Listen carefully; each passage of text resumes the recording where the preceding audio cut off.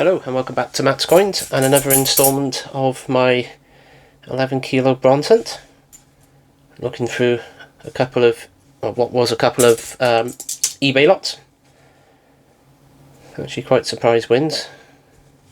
Wasn't expecting to get them, but here they are. And if you've watched the last part, you would have seen that rather nice 1918 Heaton that was found. Okay, talking of Heaton, is this a 1912H? Nope, it's not. It's just a mark just in the corner there, I believe. Let's have a gander. It would have helped if I'd signed into my tablet before starting this hunt.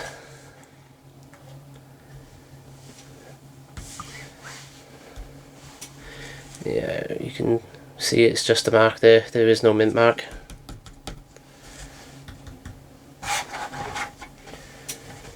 But best to check. What's next? Got 1967.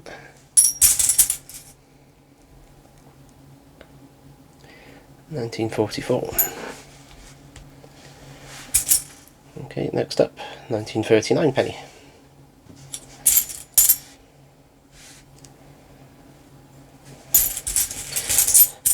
Ooh, what's this? 1 cent from Malta 1970. Oh, I had all my hopes up then. I'll put it aside though. 1947. I was kind of hoping that it'd be something really intriguing and nice.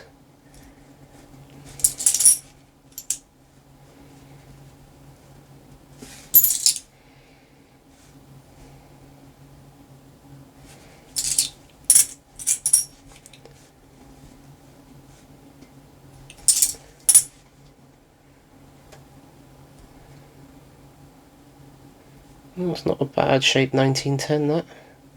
I've seen a lot worse. 1916, looking for the recessed ear variety on this one. And we're just looking just up by here. Nope, it's all intact.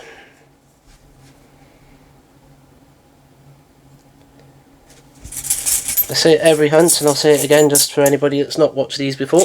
I do go through each coin individually under a microscope after the hunt, looking for any minor varieties and that sort of thing. Okay, this one could go under the scope.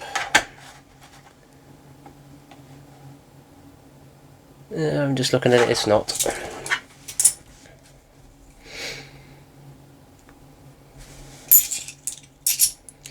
Oh, we got an Australian penny, 1942. I do believe there are some of these that are rarer than others from certain mints. And I believe the mint marks are the presence of dots, or the lack of, but we'll have a look at that.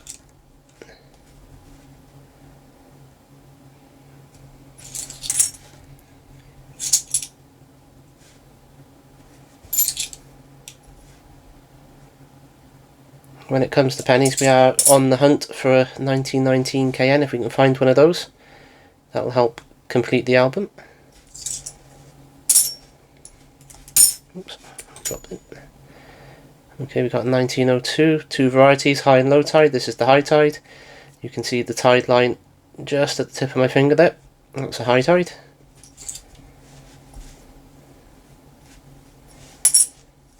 Low tides are not as common, but still findable. I've found several in these hunts.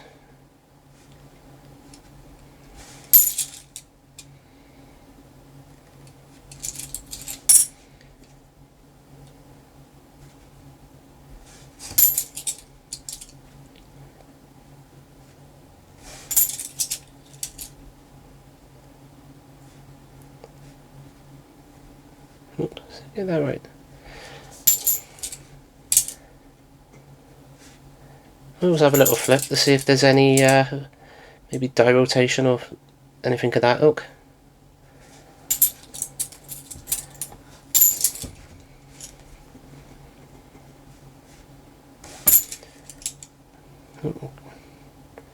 Rather slick. Narrowed it down to between 1902 and 1910, but we're not going to get a date, so I'll pop that aside.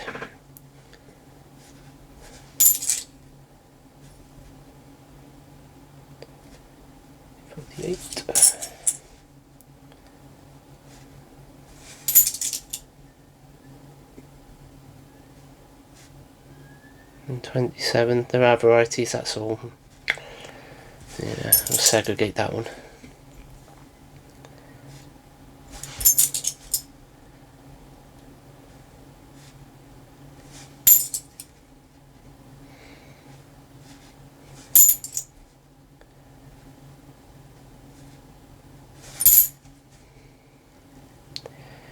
Okay, we're looking at 1903 here. There's two varieties on here, and it's all around that 3. There's a close 3 and an open 3. That looks very close to me.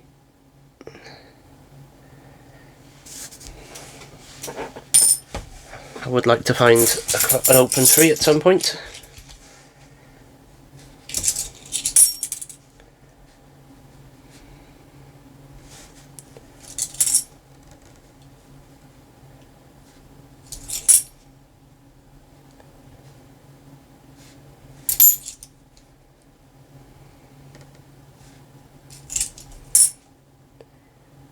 $18.99, various different date widths on some of those.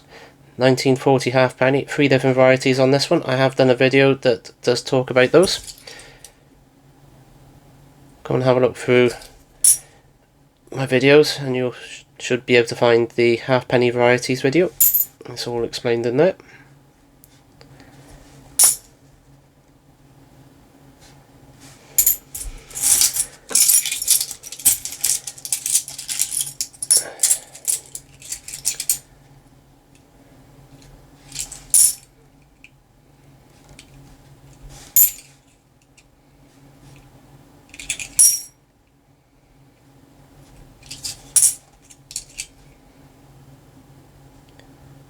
$19.10, what's that?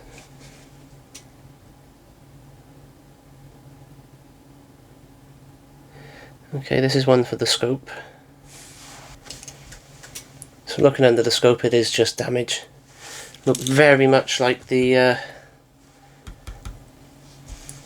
die flaws that you'd sometimes see.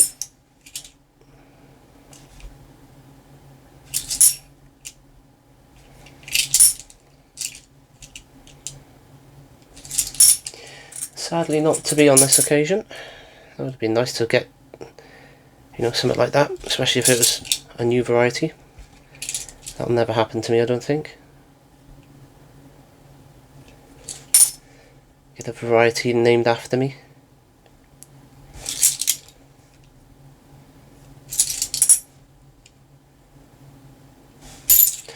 I would have liked to have thought that anything findable would have already been found by now.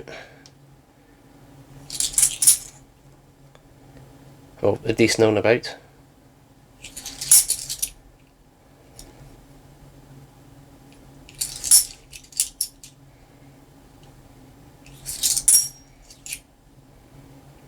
Okay, we've got an 1877 penny.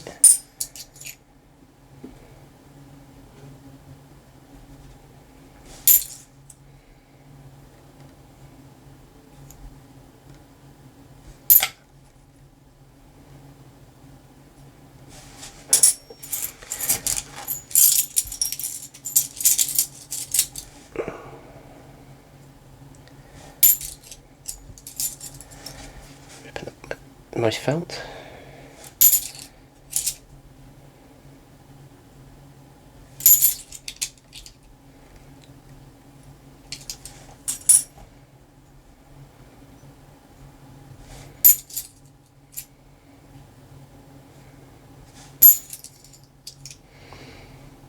Okay, nice old fab in here, 1875. A bit more light on it. As you can see, 1875 from the Heat and Mint.